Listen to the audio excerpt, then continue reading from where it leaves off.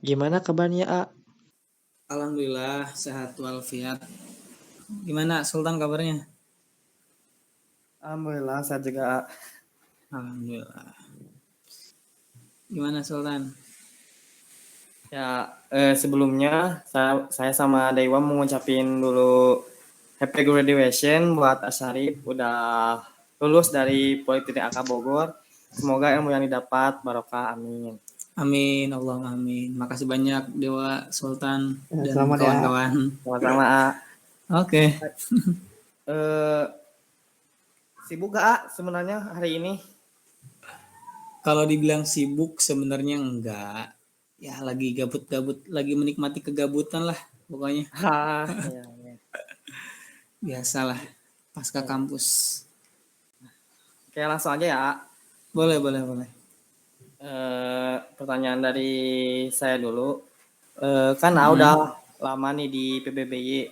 Kalau boleh tahu PBBY itu apa sih menurut cara pandang Asyarif gitu yang udah lama di PBBY? Oke.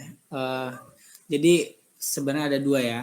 Yang pertama secara legalnya, kalau PPBY itu badan semi otonom nih, badan semi otonom dari LDK KMA yang strukturnya terus kepengurusannya dan berjalannya itu secara mandiri. Namun perlu berkoordinasi dengan lembaga dakwah kampus Politeknik AK Bogor, keluarga muslim Politeknik AK Bogor. Nah, sedangkan secara yang A rasakan selama di PPBY dari namanya aja udah jelas ya, pelaksana program beasiswa yatim duafa, yang pasti ya organisasi yang memberikan beasiswa kepada anak-anak yatim duafa. Ya baik itu beasiswa berupa uang maupun kita juga nggak cuma ngasih itu sih, kita juga ada kayak mentoring, kayak monitoring juga dan sebagainya gitu kan. Jadi intinya ini organisasi sosial keagamaan lah ya. Membantu sosial mereka dan juga dari mentoring juga kita ngasih ya ilmu agama gitulah pokoknya. Gitu sih Sultan. Oh, gitu ya. Kalau boleh tahu, Asyarif masuk PBBY itu dari tahun berapa? Udah lama ya sebenarnya. A itu masuk PPB itu dari tingkat 1 malah. Tahun berapa tuh? A masuk AK berarti tahun 2018 berarti ya. Udah lama sih. Cuma dulu sebagai pengurus aja. Oh, lama banget berarti ya. Udah dari tingkat 1. Alhamdulillah. Kayak kamu berarti kan? Ya.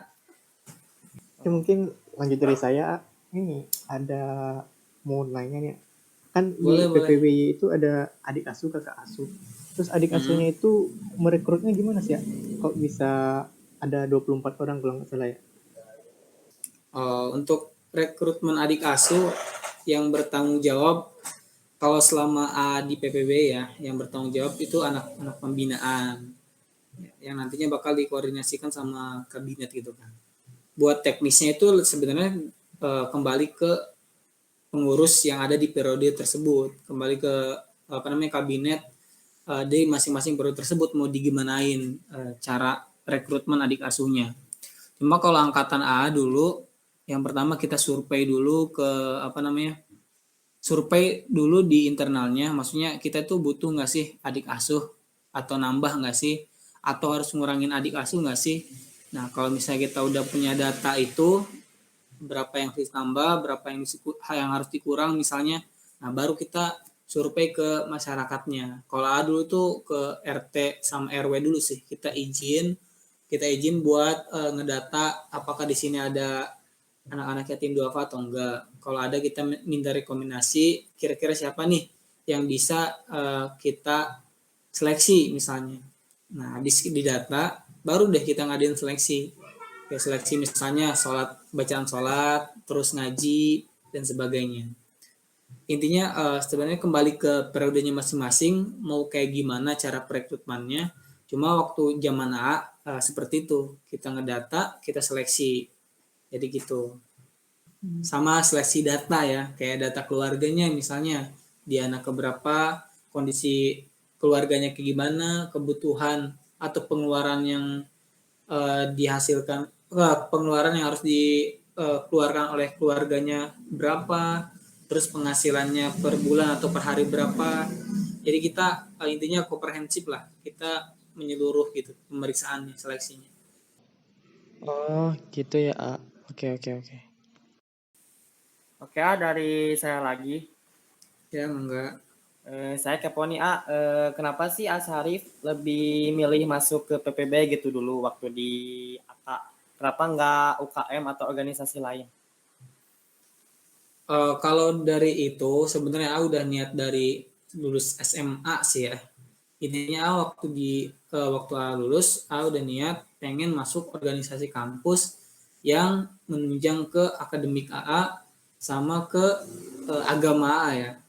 Dan dia yang menunjang ke agama ya ini LDK dan divisi-divisi yang ada di dalamnya kan. Dan yang kedua, A ikut eksperimen kimia yang menurut A itu bisa menunjang akademik A nantinya. Dan ketika A daftar di di LDK KMA, A dulu tuh milih 2 divisi MSC Muslim Study Center sama PPBY. Kenapa milih Muslim Study Center ya? Karena tadi sih sebenarnya lebih nyinggung ke akademik, jadi pengen daftar MSC. Terus kenapa milih PPBY? Karena waktu itu tuh pas kita ada open house ya kalau nggak salah. Open house tuh kayak PBB kan nunjukin gitu.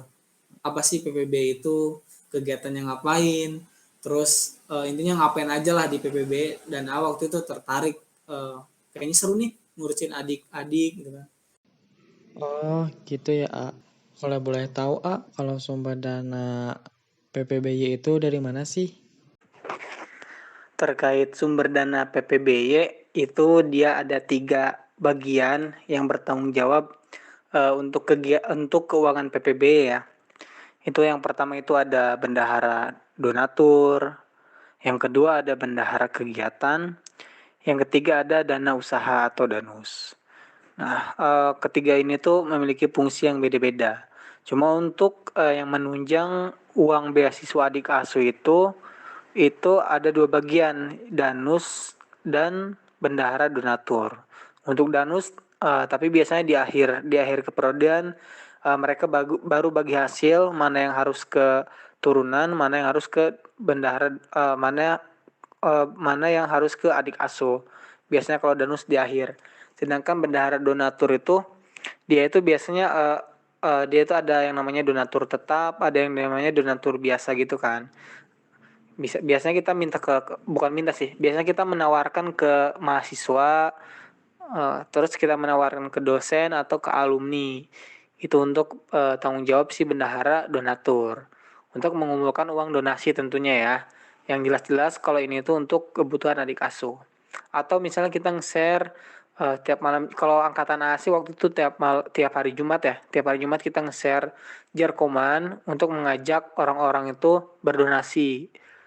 Nah, itu untuk si bendahara donatur. Sedangkan untuk bendahara kegiatan ini itu jelas untuk kegiatan-kegiatan di PPBY ataupun untuk kebutuhan misalnya untuk kebutuhan pengurus yang sakit atau adik asuh yang meninggal misalnya bisa larinya ke bendahara kegiatan.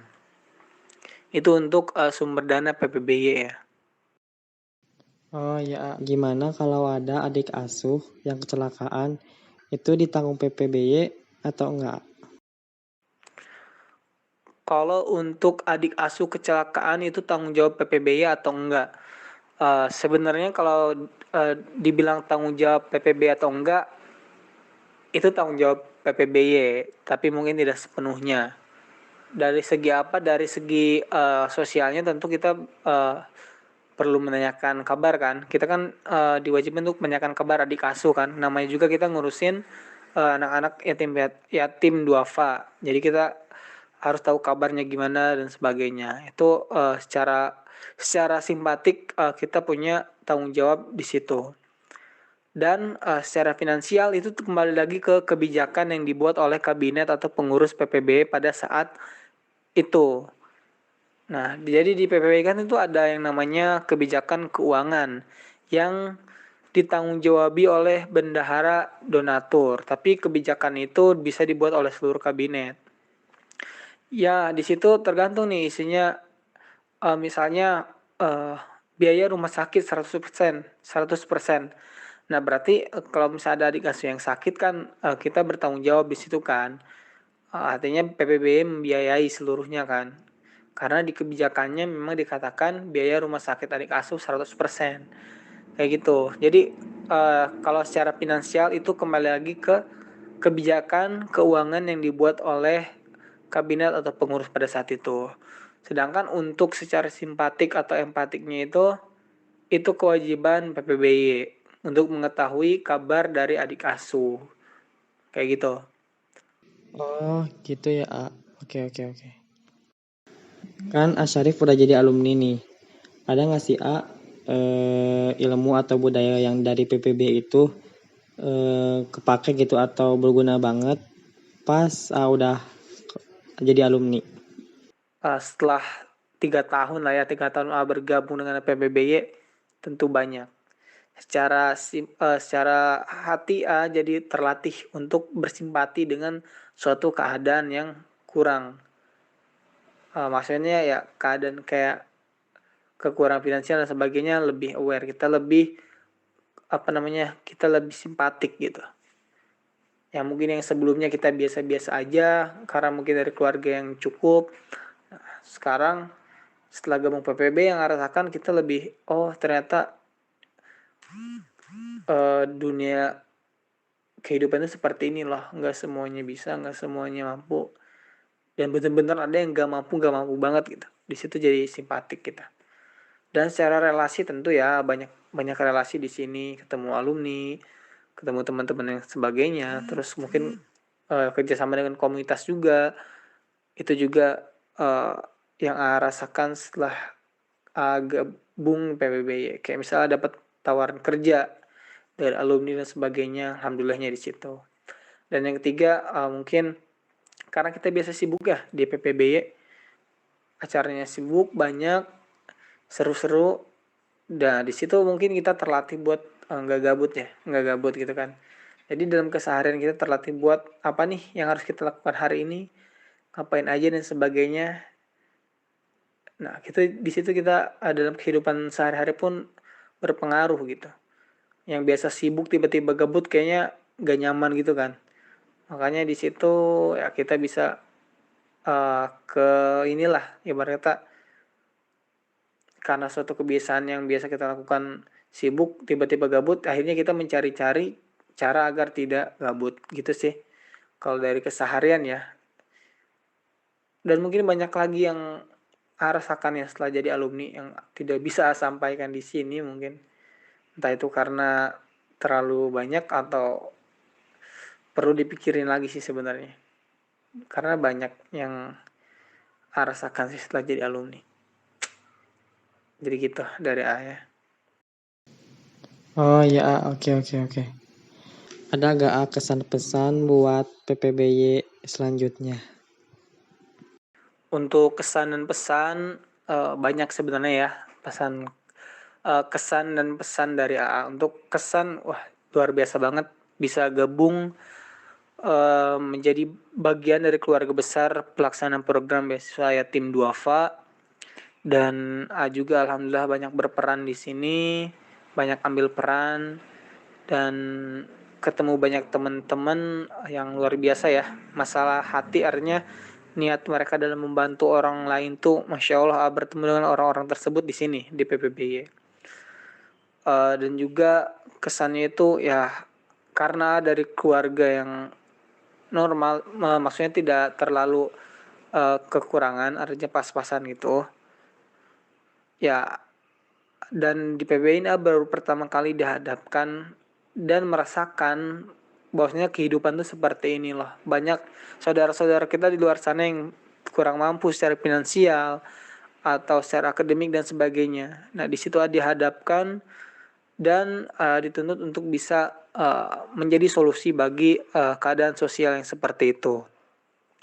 Dan juga bagi suatu kebanggaan ya menjadi bagian dari keluarga ini, karena belum tentu orang lain bisa bergabung atau bisa melakukan kegiatan yang dapat membantu anak yatim duafa. Sedangkan AA dan mungkin teman-teman yang lain juga merasakan diberikan kesempatan yang luar biasa ini merupakan suatu suatu hal yang perlu disyukuri itu semasa hidup kami itu.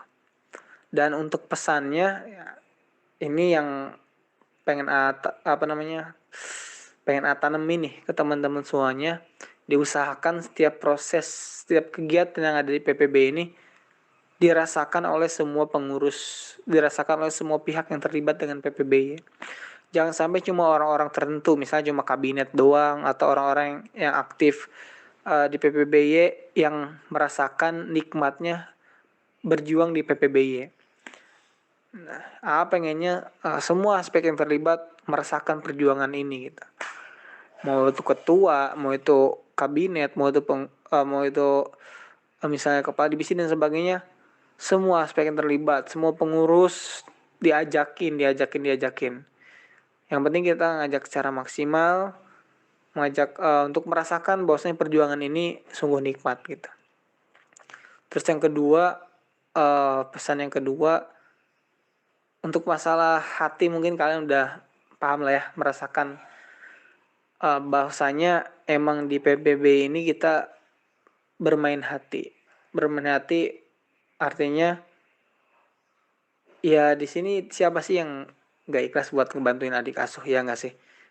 Ya pasti ya sih selama ini menemukan ya teman-teman AA, adik-adik AA dan kakak-kakak AA ketika di PBB memang mereka sungguh Masya Allah ya, sungguh keikhlasan itu sangat terlihat gitu dalam mengurus. Meskipun mereka disibukkan dengan kegiatan kuliah dan sebagainya. Dan yang terpenting nikmati prosesnya. Nikmati setiap kegiatannya. Mulai dari persiapan, hari H sampai pasca dinikmatin. Karena kalau misalnya kayak gitu nanti kita bakal nemuin hikmahnya yang sangat luar biasa. Dan yang ketiga, yang terakhir mungkin ya, semoga kedepannya pengurus PPBY semakin amanah, semakin menjadi solusi bagi adik asuh, bagi keluarga adik asuh, bisa lebih akrab lagi dengan keluarganya. Jangan sampai kita udah lulus dari PPBY, udah keluar dari PPBY, malah langsung dilupain oleh keluarga adik asuh atau bahkan adik asuh. Jangan sampai. Semoga ini menjadi silaturahmi yang kekal hingga ke surga nanti. Amin ya Allah. Mungkin sekian ya dari kesan dan pesannya. Lumayan banyak lah ya. Gak apa-apa. Mumpung ada wadahnya. Jadi dia bisa menyampaikan. Oh ya, oke. Mantap, A. Terima kasih buat semuanya yang telah mendengarkan podcast PPBY episode 3. Semoga podcast kali ini dapat bermanfaat bagi kita semua. Sampai jumpa di podcast episode-episode selanjutnya. Assalamualaikum warahmatullahi wabarakatuh.